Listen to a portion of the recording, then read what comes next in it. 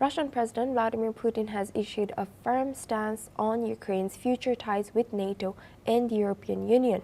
He declared Ukraine's potential membership in NATO as completely unacceptable for Russia while acknowledging Kyiv's legal right to seek EU membership. Putin has also expressed readiness to hold a peace summit in Moscow and invited Ukrainian leaders to come, promising full security guarantees. However, he stressed that any peace agreement must address Russia's security concerns, emphasizing that one country's security should not come at the expense of another. While speaking on the topic, he also warned that any foreign military forces entering Ukraine during the conflict would be treated as legitimate targets. Let's have a look at what the Russian president has said. Что касается возможных контингентов воинских на Украине. Но это одна из первопричин втягивания Украины в НАТО. Поэтому если там будут появляться какие-то войска, особенно сейчас, в ходе ведения боевых действий, исходим из того, что это будут законные цели для их поражения. А если будут достигнуты решения, которые приведут к миру, к долгосрочному миру, то тогда я просто не вижу никакого смысла в их нахождении на территории Украины. Вот и все. Meanwhile, Ukrainian President Volodymyr Zelenskyy has urged NATO and allies to accelerate security guarantees, signaling ongoing diplomatic efforts amid the conflict. This comes as Zelenskyy has stated he spoke to NATO chief Mark Rutte on security guarantees. Now for this discussion, we are joined by Glenn Grant. He's an ex-advisor to Defense Minister of Ukraine, joins us live from Riga. Thank you very much, Glenn, for joining us today. Good to see you. Thank you. Glenn, what do you make of coming comments from Russian President Vladimir Putin? Well, he is merely signaling again, as he's been doing week after week, that there is no intention of stopping this war.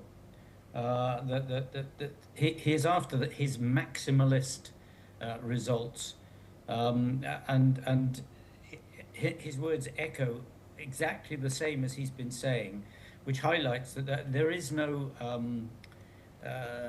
peace deal on the table, and there's not likely to be a peace deal on the table, because what Putin is after is complete capitulation by Ukraine.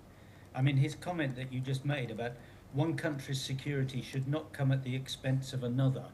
Well, he's asking Ukraine to give up totally its security at the expense of Russia. So he's actually, in many ways, he's talking nonsense, and he shouldn't be believed, because all he's after is delay so that he can keep using all the tools he has to keep attacking Ukraine.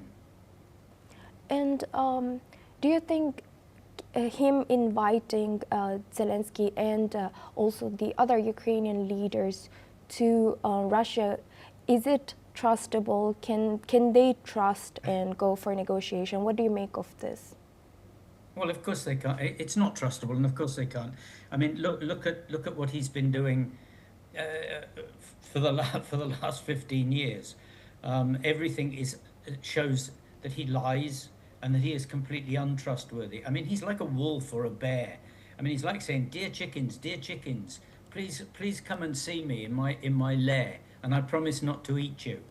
I mean, it's just complete nonsense, and we need to get real about this man. He's Hitler in another form, and his aim is domination, and he's going to keep going until everybody realizes that this is the case. I hope they don't realize too late.